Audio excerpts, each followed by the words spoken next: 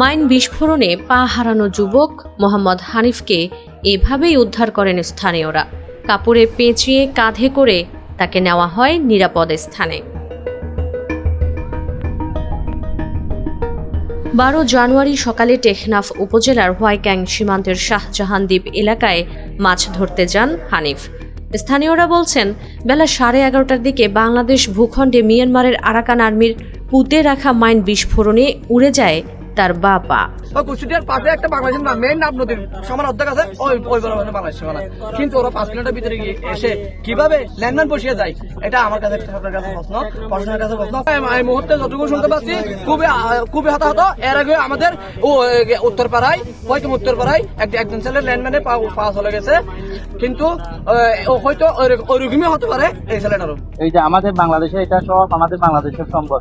এই ঘেরের থেকে 3 কিলোমিটার দূরে মায়েরমার, ওই যে একটা বড় নদী আছে, নদী একদম এই মায়েরমারের একদম বাংলাদেশের। তো আমরা আমাদের বিজিবি আছে, এই যে এই রুটে ডিটি নেই বিজিবি, কিন্তু ওই পারে কিন্তু যাই নাই কালকে। সেই জন্য আমাদের ঘেরে অভ্যন্তরে এসে যখন এরা আর্মি যখন গুলি করছে, ওই যে আমাদের পাড়াতে বাসায় ঘের জবিনে সব যত গুলি পড়ছে, কালকে দেখছি আমরা 1000 রাউন্ডের উপরে গুলি আমাদের বসত বিড়া পড়ছে। মাইন বিস্ফোরণের খবর ছড়িয়ে পড়লে হোয়াইক্যাং এলাকায় সড়ক অবরোধ করে ক্ষুব্ধরা। পরে যান চলাচল স্বাভাবিক করার চেষ্টা করেন আইনশৃঙ্খলা বাহিনীর সদস্যরা। আগের দিন 11 জানুয়ারি একই সীমান্তে মিয়ানমার থেকে ছোড়া গুলিতে আহত হয় শিশু হুজাইফা আফনান।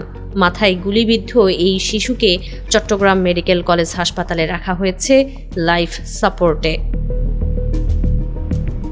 হাসপাতালের আইসিইউ বিভাগের প্রধান ডক্টর হারুনুর রশিদ বলেন, অপারেশন করা হলেও তার মাথা থেকে গুলিটি বের করা যায়নি। ব্রেইনের ভেতরে হওয়ায় সেটা রিমুভ করা যায়নি। হোয়াইক্যাং ইউনিয়নের ভারপ্রাপ্ত চেয়ারম্যান শাহজালাল বলেন, আমার এলাকার এক জেলে মাইন বিস্ফোরণে গুরুতর আহত হয়েছেন। এর আগের দিন মিয়ানমারের গুলিতে শিশু হুজাইফা মাথায় গুলিবিদ্ধ হয়ে চট্টগ্রাম মেডিকেলে লাইফ সাপোর্টে রয়েছে। এসব ঘটনায় সীমান্তবাসী চরম আতঙ্কে দিন কাটাচ্ছে। মিয়ানমারের রাখাইন প্রদেশে বাংলাদেশ সীমান্ত সংলগ্ন এলাকায় কয়েকদিন ধরে চলছে তীব্র সংঘাত।